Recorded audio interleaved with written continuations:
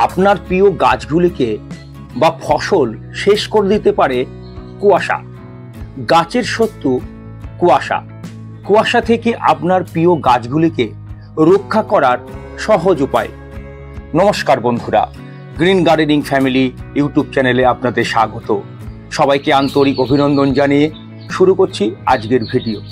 পৃথিবীর ধূলিকণা এবং আমাদের কুকর্মের জন্য যত দূষিত উপাদান প্রকৃতি ফিরিয়ে দেয়, আমাদের প্রিয় গাছগুলোর এর কুফল ভোগ করে বন্ধু।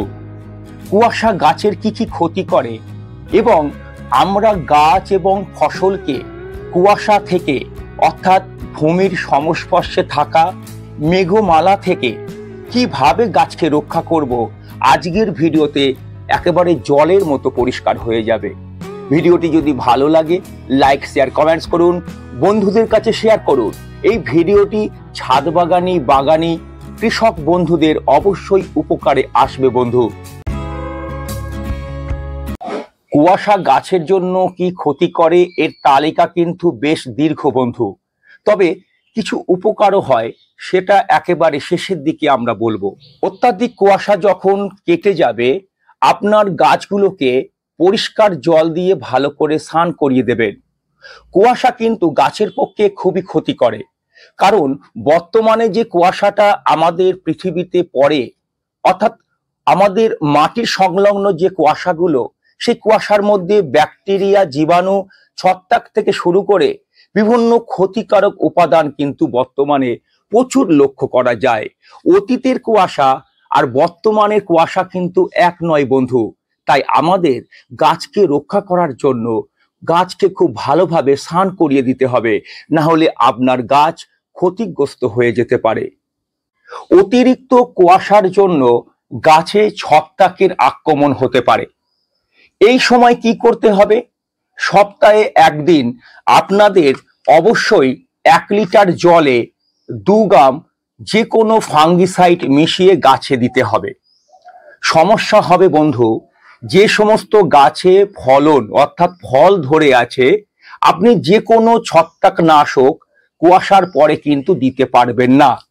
আপনাকে মনে রাখতে হবে, কুয়াশার পরে, অত্যাধিক কুয়াশার পর ম্যানকোজেব জাতীয় পর্ষক ছত্রাকনাশক আপনাকে গাছে প্রয়োগ করতে হবে এবং ভালোভাবে স্প্রে করে দিতে হবে, যাতে কুয়াশার পর গাছে কোনো ছত্রাক আক্রমণ না হয়।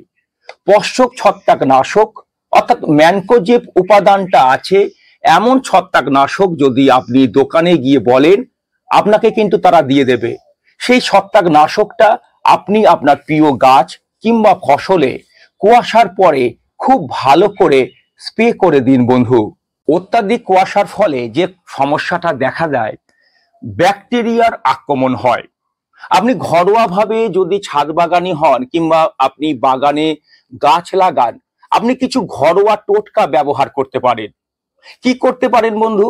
কুয়াশার ফলে যে সমস্ত ব্যাকটেরিয়া বাসা বাঁধে আমাদের বাগানে, আপনি ভিনিগারটা দিতে পারেন 1 লিটার জলে 5 ml দিয়ে ভালো করে গাছে স্প্রে করতে পারেন। এছাড়া আপনি ফিটকিরি ব্যবহার করতে পারেন 1 লিটার জলে 5 গ্রাম দিয়ে ভালো করে গাছকে স্নান করিয়ে দিন। তাহলে কুয়াশার ফলে যে ব্যাকটেরিয়াগুলো গাছের ক্ষতি করবে, তারা কিন্তু করতে পারবে না। তবে মনে রাখবেন, আপনার ফিটকিরি ঘন ঘন ব্যবহার করা কখনোই যাবে না। মাসে একবার আপনি অবশ্যই করতে পারেন। বাড়িতে যে গুঁড়ো হলুদ থাকে, 1 লিটার জলে 5 গ্রাম দিয়ে আপনি আপনার গাছকে কুয়াশা কেটে যাওয়ার পর ভালো করে স্নান করাতে পারেন। এতে ব্যাকটেরিয়া কোনো রকম ক্ষতি করতে পারবে না আপনার প্রিয় গাছগুলোকে। একটা কথা মনে রাখতে হবে, কুয়াশার সময় জল দেওয়ার বিষয়টা কিন্তু আমাদের লক্ষ্য রাখতে হবে। কুয়াশার মধ্যে কখনো গাছে জল দেবেন না। কৃষক বন্ধুরা গাছে জলের যে সেচ বলা হয় সেটা দেবেন না। এর কারণ হচ্ছে, যখন অত্যাধিক কুয়াশা বাগানে কিংবা ফসলের ওপরে পড়ে, এই মাটি কিন্তু সিক্ত হয়ে যায় এবং মাটিটা কিন্তু নষ্ট হয়ে যেতে পারে। যদি এর উপরে আপনি জল দেন, তাহলে এই ক্ষতিকর উপাদানগুলো আপনার টবের মাটি বলুন, বাগানের মাটি বলুন, মাটিটাকে নষ্ট করে দিতে পারে। তাই বন্ধু, কুয়াশার মধ্যে কখনো জল আপনি দেবেন না। কুয়াশা যখন পরিষ্কার হয়ে যাবে, রোদ উঠবে যখন, যখন দেখবেন মাটি আপনার শুকিয়ে গেছে, তখনই কিন্তু অবশ্যই জল দেবেন। এই বিষয়টা খুব ভালোভাবে আপনাদের লক্ষ্য রাখতে হবে বন্ধু। কুয়াশা থেকে গাছকে রক্ষা করার একটা সহজ উপায় হচ্ছে আপনার গাছগুলোকে কোনো সেটের তলায় রেখে দিন, কিংবা প্লাস্টিক দিয়ে ঢেকে দিন, যাতে সরাসরি কুয়াশাটা আপনার গাছে না পড়ে বন্ধু। তবে অনেক গাছ হলে এই বিষয়টা বেশ কষ্টসাধ্য, এবং ফসলের ক্ষেত্রে তো এটা খুবই কষ্টসাধ্য কৃষকদের ক্ষেত্রে। তবে আপনি শেটের তলায় রাখতে পারেন, কিংবা প্লাস্টিক দিয়ে যতটা সম্ভব আপনি আপনার গাছকে রক্ষা করতে পারেন বন্ধু। এবার যে বিষয়টা আমরা ভুল করি, কুয়াশার মধ্যে যখন ঘন কুয়াশা থাকবে, কিংবা কয়েকদিন যখন টানা কুয়াশা পড়বে, কখনো গাছে প্রুনিং কিংবা ডাল ছাঁটাই করবেন না। কারণ যখন আমরা গাছে ডাল ছাঁটাই করব, কুয়াশা থেকে যে সমস্ত জীবাণু, ব্যাকটেরিয়া, ছত্রাক যাই বলুন না কেন, সেই কাটা অংশে এসে আপনার গাছটাকে নষ্ট করে দেবে। তাই আপনি কুয়াশার মধ্যে কখনো প্রুনিং কিংবা ডাল ছাঁটাই করবেন না। আমরা সাধারণত বলি খুব ঠান্ডা, খুব গরম ছাড়া সারা বছর প্রুনিং করা যায়। তার সাথে একটা কথা সংযোজন করে নিন, ঘন কুয়াশার মধ্যে টানা যখন কুয়াশা পড়বে, আপনি আপনার গাছে প্রুনিং, ডাল ছাঁটাই একদম করবেন না বন্ধু। এবার যে বিষয়টা আমাদের সব থেকে গুরুত্বপূর্ণ, ঘন কুয়াশা, টানা কুয়াশার মধ্যে কি গাছে আমরা খাবার প্রয়োগ করব? না, কখনোই করবেন না। আপনি আপনার প্রিয় গাছগুলোকে বাঁচাবেন আপনি বিজ্ঞানসম্মতভাবে। কুয়াশার মধ্যে ঘন কুয়াশা কিংবা টানা কুয়াশা কয়েকদিন যখন পড়বে, আপনি খাবার গাছে একদম প্রয়োগ করবেন না। রোদ যখন ঝলমলে হবে, আপনার পরিবেশ যখন পরিষ্কার হবে, তখন আপনি খাবার দিন, কোনো রকম অসুবিধা নেই বন্ধু। অত্যাধিক কুয়াশার ফলে বিভিন্ন ক্ষতিকর কীট পতঙ্গরা গাছকে আক্রমণ করে, ধসা রোগ হয় গাছের, আপনার পাতা পচা, ফল পচা রোগ কিন্তু দেখা যায় অত্যাধিক কুয়াশার জন্য। আপনাকে এই সময়ে অবশ্যই সপ্তাহে একদিন আপনাকে যে কোনো কীটনাশক প্রয়োগ করার দরকার আছে। আপনি যদি জৈবভাবে করেন, আপনি নিম অয়েলের সাথে কাকাটা মিশিয়ে 1 লিটার জলে 5 ml নিম অয়েল, 2 ml কাকাটা মিশিয়ে আপনি গাছে ভালো করে স্প্রে করে দিন। আপনি একতারাটা প্রয়োগ করতে পারেন, কিংবা যে কোনো ভালো কীটনাশকটা অবশ্যই প্রয়োগ করবেন, তবে কুয়াশার মধ্যে নয়। কুয়াশা কেটে গেলে আপনি কিন্তু প্রয়োগ করবেন গাছে অবশ্যই যে কোনো ভালো কীটনাশক বন্ধু। অত্যাধিক কুয়াশার জন্য যে ক্ষতিটা আমাদের হয়, কৃষক বন্ধুদের যে ক্ষতি হয়, আমাদের বাগানীদের যে ক্ষতিটা হয়, কুয়াশার সময় গাছ সূর্যের আলো খুব একটা ভালো পায় না, ফলে গাছ লম্বা হয়ে যায়, কাণ্ড দুর্বল হয়ে যায়। এর ফলে কি হয়, আমাদের ফসলের ক্ষতি হয়, আমাদের গাছের বৃদ্ধি থমকে যায়, ফল গাছে ভালো ফল হয় না, ফুল গাছে ভালো ফুল হয় না। আপনারা লক্ষ্য করে দেখবেন, যখন খুব কুয়াশা পড়ে, জবা গাছের পাতা ঝরে যায় এবং পাতা হলুদ হয়ে যায়। এবার দেখুন, টানা অত্যাধিক কুয়াশা যদি পড়ে, আপনি গাছে ম্যাগনেসিয়াম সালফেট 1 লিটার জলে 2 গ্রাম দিতে পারেন, তাহলে কিছুটা হলেও আপনার গাছ রক্ষা পাবে।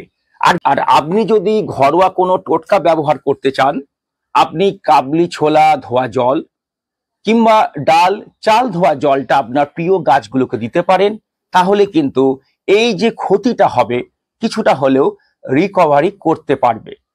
এবার যে বিষয়টা আমরা বলবো বন্ধু, এই সময় অর্থাৎ ঘন কুয়াশার মধ্যে, আজকে প্রচন্ড কুয়াশা পড়েছিল, আমি ভিডিওটা করলাম একটু রোদ উঠলো বলে, চারিদিকে পুরো অন্ধকার হয়ে গেছিল। উপকারী পোকার অভাব দেখা যায়, অর্থাৎ মৌমাছি, প্রজাপতি, মথ যাই বলুন না কেন, যারা আমাদের পরাগ সংযোগে সাহায্য করে, এদের অভাব কিন্তু দেখা যায়।